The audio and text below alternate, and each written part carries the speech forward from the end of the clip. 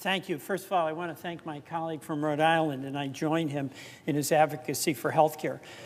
Mr. President, we're going into day 15 of the shutdown. No one likes shutdowns. And people ask me, Peter, why are you shut down? And my answer to them is that I don't like shutdowns, but some things are worth fighting for. Some things we must fight for. And one of the things that is most essential to the well-being of the people we represent, whether it is a Republican state or a Democratic state, is access to affordable health care. And we have a date that is looming, November 1st, where people are going to be getting across this country notifications about how much of an increase they will have to pay if they are getting tax support, tax credits, for them to buy their own insurance in the private marketplace. That is the urgency of the moment and why we must resolve this now. We must resolve this now. November 1, everyone will be getting the notice. But in many states, including Vermont, those notices are going out now in October. And I want to show you what is going to happen to a Vermont family. And keep in mind, this is a family of four where you've got two parents that earn $130,000, and they purchase health care through the private marketplace. Right now, that Vermont family pays $1,195, about $1,200 a month for their health care premium. That doesn't include co-pays and deductibles. That's a big expense for that family who's got utility bills, who's got rent or a mortgage, who's facing the inflation that we see in the cost of food, groceries, where they've got kids in school, and always some unexpected expense comes up when you have kids in school, a broken wrist, braces, a school trip. That premium of $1,195 is going to increase to $3,035. $3,035 in 2026. That family can't afford it. Where does the money come to pay for that health care? And you know, the poignance of this was exemplified when a Vermonter who was with me to talk about this, she is a family of four, two kids, and she asked herself if there is this huge spike in premiums as a mother where I'm responsible for the well-being of my two children, and it would be irresponsible, her word, not to have health care for my kids. What do I do if I get a $2,000 a month increase and I simply don't have the money to pay for it? That is not a decision that we should be imposing on the people in Missouri or the people in Vermont.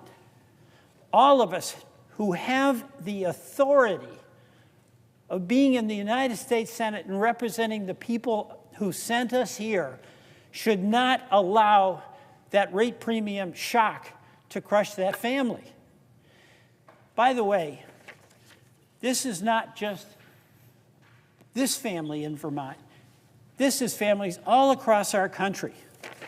You know, if these tax premiums, these tax credits expire, and that's what they do, then we are going to see nearly 5 million people across this country, in your state and mine, lose their coverage. 24 million Americans will face higher costs. And by the way, that includes about 17 million people in states that voted for President Trump. Families in red states are going to see significant premium increases. But you know, this is not about red state, blue state for me.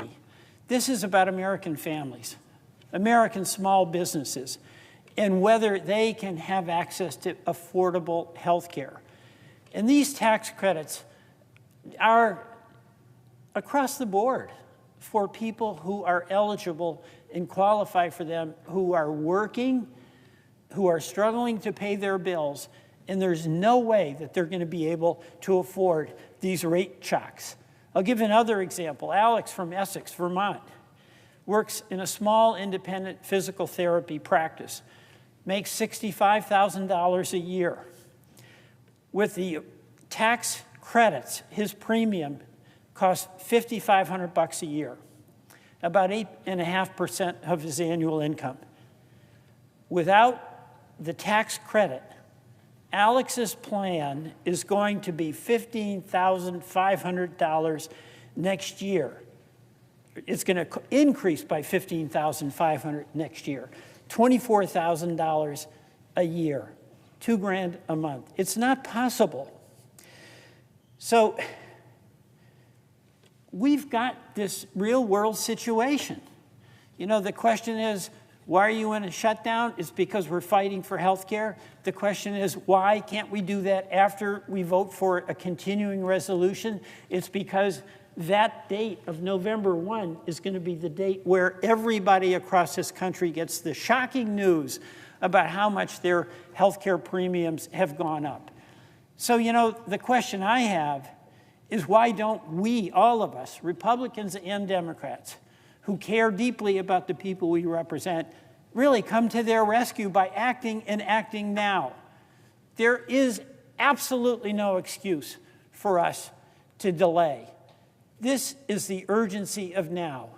And I stand before you, Mr. President, knowing that right now, in my state of Vermont, from Bennington to Derby line, from Brattleboro to Swanton, people are going to their mailbox and fainting as they get the news of these rate shocks.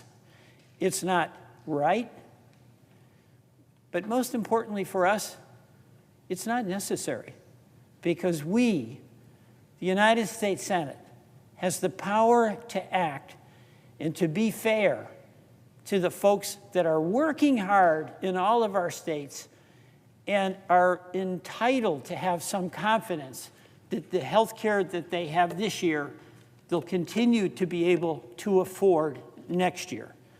Mr. President, I yield back.